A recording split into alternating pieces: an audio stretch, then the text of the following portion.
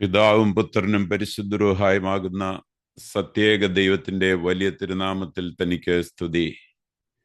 എന്നെ കേൾക്കുവാൻ സർവശക്തനായ ദൈവം വീണ്ടും ഇടയാക്കുന്ന എല്ലാ അനുഗ്രഹിക്കപ്പെട്ട പ്രേക്ഷകർക്കും കർത്തൃനാമത്തിൽ എൻ്റെ ഹൃദയംഗമായ സ്നേഹവന്ദനങ്ങൾ. സമാധാനത്തിനും നീതിക്കും മാനസാന്തരത്തിനും വേണ്ടി ലോകം നിലവിളിക്കുന്ന ഈ സാഹചര്യത്തിൽ ഇന്ന് ഞാൻ നിങ്ങളുമായി പങ്കുവയ്ക്കുവാൻ ആഗ്രഹിക്കുന്ന വിഷയം യുദ്ധവും സമാധാനവും. ദൈവത്തിന് മനസ്സുണ്ട്, നമുക്കോ എന്നതാണ്. യുദ്ധങ്ങൾക്കും ആക്രമണങ്ങൾക്കും മനുഷ്യ സംഘർഷങ്ങൾക്കും പിന്നിലെ ബൈബിൾ പരമായ കാരണങ്ങളെ ഈ സന്ദേശം അന്വേഷിക്കുന്നു.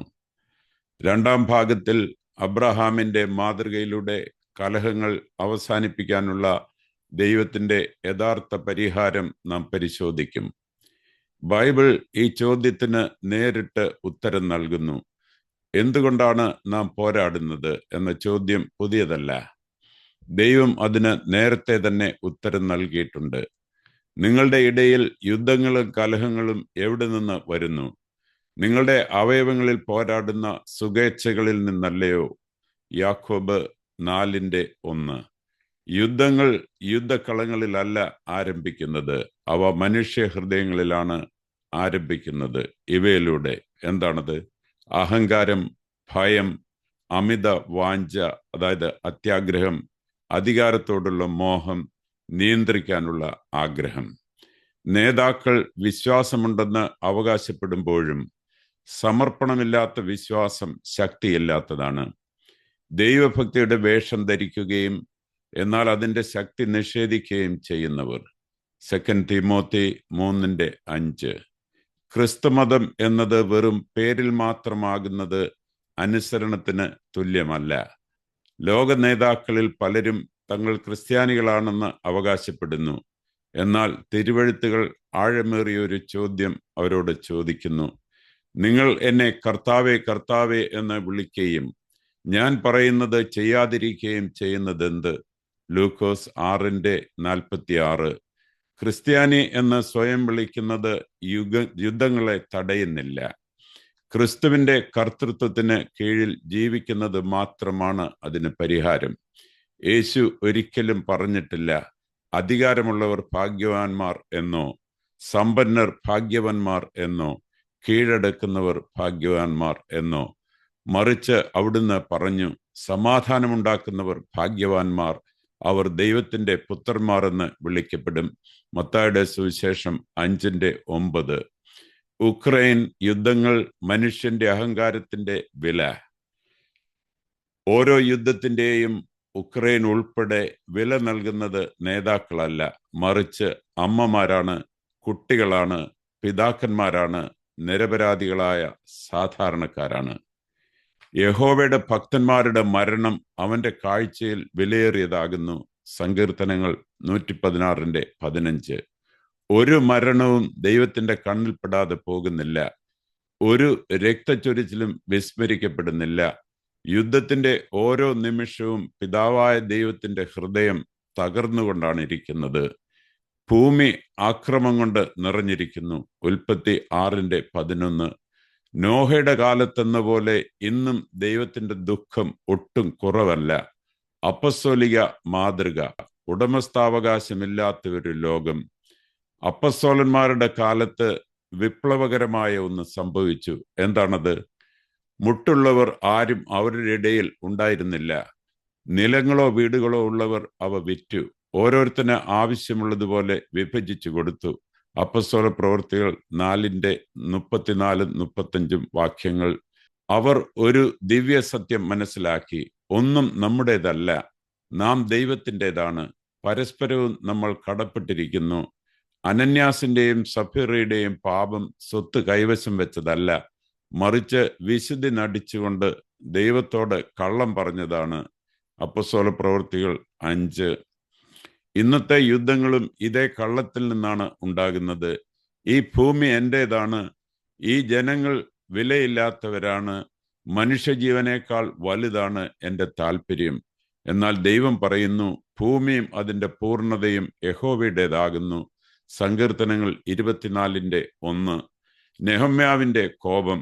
സാമ്പത്തിക അടിച്ചമർത്തലിനെ ദൈവം വെറുക്കുന്നു. നെഹമ്യാവിനെ കുറിച്ചുള്ള നമ്മളുടെ നിരീക്ഷണം തികച്ചും ശരിയാണ്.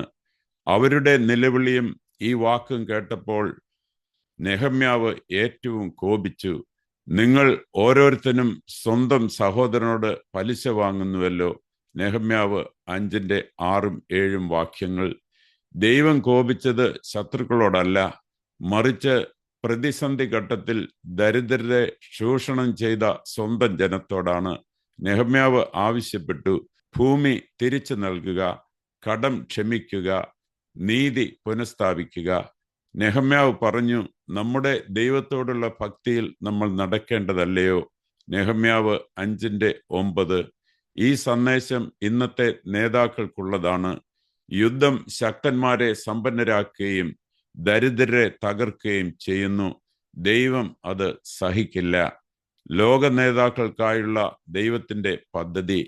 ലോക നേതാക്കൾ ദൈവത്തെ ശ്രദ്ധിച്ചിരുന്നെങ്കിൽ അവർ ഇങ്ങനെ കേൾക്കുമായിരുന്നു: സൈന്യത്താലല്ല, ശക്തിയാലുമല്ല, എൻ്റെ ആത്മാവിനാൽ അത്രേ.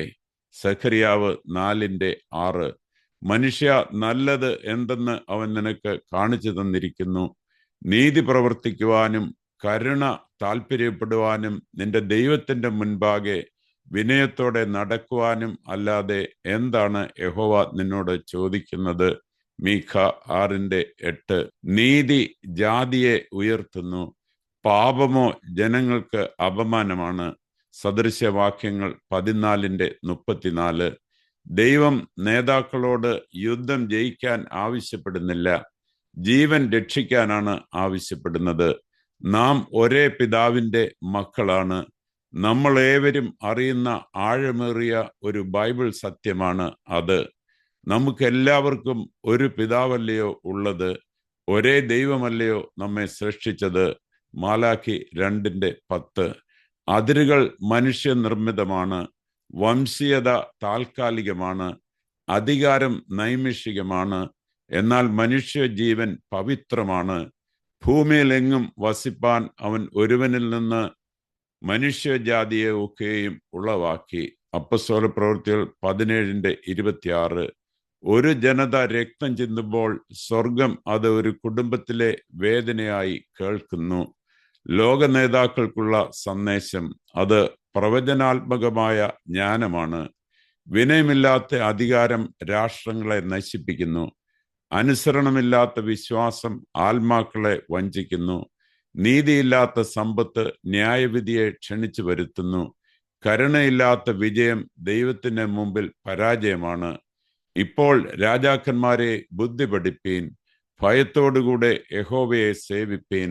സങ്കീർത്തനങ്ങൾ 2:10-11 വാക്യങ്ങൾ. യുദ്ധങ്ങൾ എന്തിനാണ് ആരംഭിക്കുന്നതെന്ന് ബൈബിൾ കാണിച്ചു തന്നിട്ടുണ്ടെങ്കിൽ അവ എങ്ങനെ അവസാനിപ്പിക്കാമെന്നും അത് കാണിച്ചു തരുന്നു.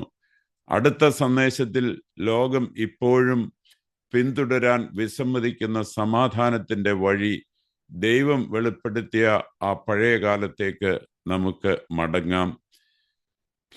ലോകത്തിനു വേണ്ടി നമുക്ക് പ്രാർത്ഥിക്കാം. സ്വർഗസ്ഥനായ ഞങ്ങളുടെ പിതാവേ, അങ്ങ് യുദ്ധത്തിന്റെ ദൈവമല്ല, സമാധാനത്തിന്റെ ദൈവമാണ്. ദേശസ്നേഹമായി വേഷം കെട്ടിയ അഹങ്കാരത്തിനും നയതന്ത്രമായി ഒളിച്ചുവെച്ച അത്യാഗ്രഹത്തിനും അധരങ്ങൾ കൊണ്ട് പറയുകയും പ്രവൃത്തികൾ കൊണ്ട് നിഷേധിക്കുകയും ചെയ്യുന്ന വിശ്വാസത്തിനും ഞങ്ങളോട് ക്ഷമിക്കണമേ എന്ന് ഞങ്ങൾ പ്രാർത്ഥിക്കുന്നു. നിരപരാധികളോടും ദുഃഖിക്കുന്നവരോടും ഭവനരഹിതരോടും വിസ്മരിക്കപ്പെട്ടവരോടും കരുണ കാണിക്കണമേ എന്ന് ഞങ്ങൾ പ്രാർത്ഥിക്കുന്നു. വിശുദ്ധമായ ഭയത്താൽ നേതാക്കളുടെ ഹൃദയങ്ങളെ സ്പർശിക്കണമേ നാഥ. ആയുധങ്ങൾക്ക് പകരം ജ്ഞാനവും, അധികാരത്തിന് പകരം വിനയവും, അഭിലാഷങ്ങൾക്ക് പകരം കരുണയും നൽകണമേ. ഒന്നും നമ്മുടേതല്ലെന്നും നാം പരസ്പരവും അങ്ങേക്കും ഉള്ളവരാണെന്നും ഞങ്ങളെ വീണ്ടും പഠിപ്പിക്കണമേ.